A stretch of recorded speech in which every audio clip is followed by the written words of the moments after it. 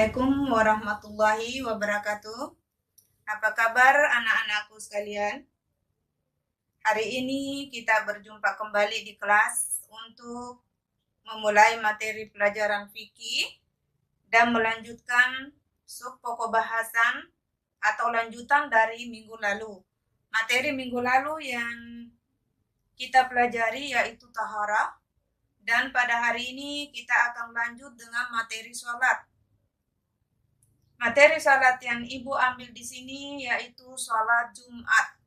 Dan saya harapkan untuk anak-anakku sekalian, setelah kiranya nanti kita selesai mengajar atau belajar fikih salat Jumat ini, kalian bisa memahami apa arti daripada salat Jumat itu sendiri, apa hukum salat Jumat, dan tata cara pelaksanaannya. Dan 3 indikator ini yang kita harus selesaikan pada hari ini, dan saya harapkan kalian bisa mengerti dan memahami sekaligus menjalankan dalam kehidupan sehari-hari. Kenapa Ibu menekankan hal ini? Karena kita sebagai umat Islam, kita harus tahu atau menjalankan kewajiban kita sebagai umat Muslim. Salat itu adalah suatu kewajiban. Di sini penegasan salat Jumat. Salat Jumat pengertiannya di sini adalah salat 2 rakaat yang dilaksanakan pada waktu salat duhur, pada waktu Jumat, waktu duhur. Itu adalah salah satu pengertian atau pengertian daripada salat Jumat. Setelah salat Jumat kita pahami artinya, maka kita harus mengerti hukum salat Jumat itu sendiri.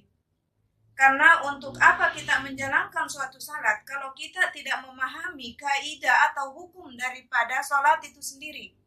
Yang di sini yang penting anak-anakku sekalian harus pahami bahwa salat itu, salat Jumat, hukumnya itu termasuk hukum wajib atau fardu ain. Yang dimaksud fardu ain di sini adalah suatu kewajiban yang dijalankan oleh setiap orang. Setiap umat manusia itu harus menjalankannya. Jadi itu ada perbedaannya antara fardu ain dan fardu kifayah. Dan hukum pelaksanaannya di sini juga bisa dibagi antar gender atau jenis kelamin. Misalnya laki-laki. Seorang laki-laki dewasa kena hukum wajib dalam pelaksanaan salat Jumat.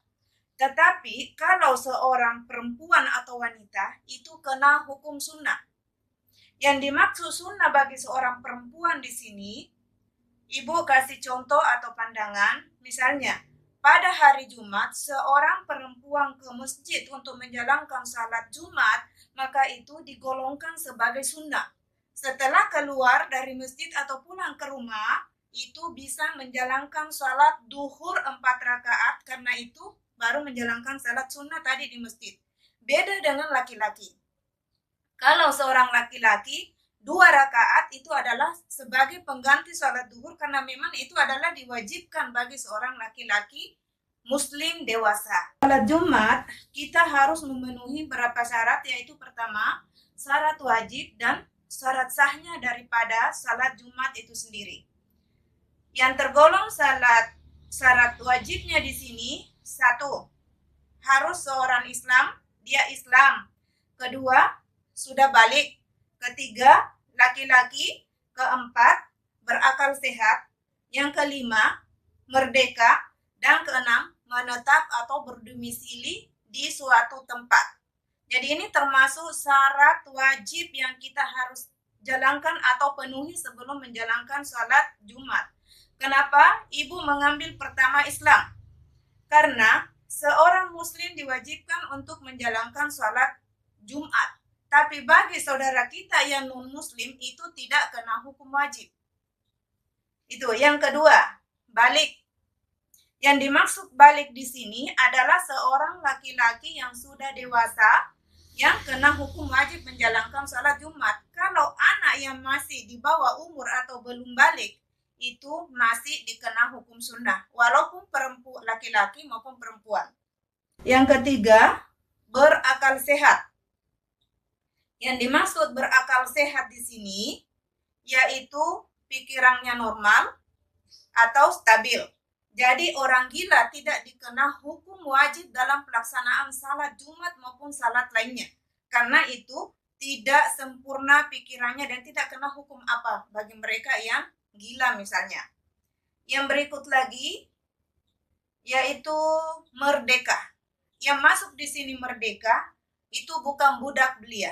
Tetapi saya ingatkan bahwa di zaman kehidupan modern sekarang ini sudah tidak ada lagi namanya perbudakan. Karena kita ingat bahwa di zaman Rasulullah Shallallahu Alaihi Wasallam itu sudah memerdekakan budak. Jadi di zaman sekarang tidak ada lagi perbedaan antara manusia satu dengan manusia lainnya.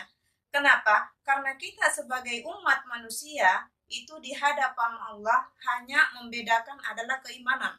Jadi tidak ada lagi perbedaan antara budak atau raja atau orang kaya dengan orang miskin. Di hadapan Allah sederajat, sama. Yang membedakan adalah keimanan manusia membedakan di hadapan Allah. Bisa anak-anak paham? Karena di sini materinya Ibu membatasi karena di pertemuan ini tidak hanya batas syarat wajib dan syarat sah. Ini salat Jumat, nanti pertemuan berikutnya baru kita ambil lagi. Jadi mungkin pertemuan kita kali ini sampai di sini dulu, dan saya ingatkan untuk anak-anakku semua bahwa apa yang kita pelajari hari ini mohon kembali di rumah, belajar kembali, dipelajari baik-baik dan dilaksanakan dalam kehidupan sehari-hari.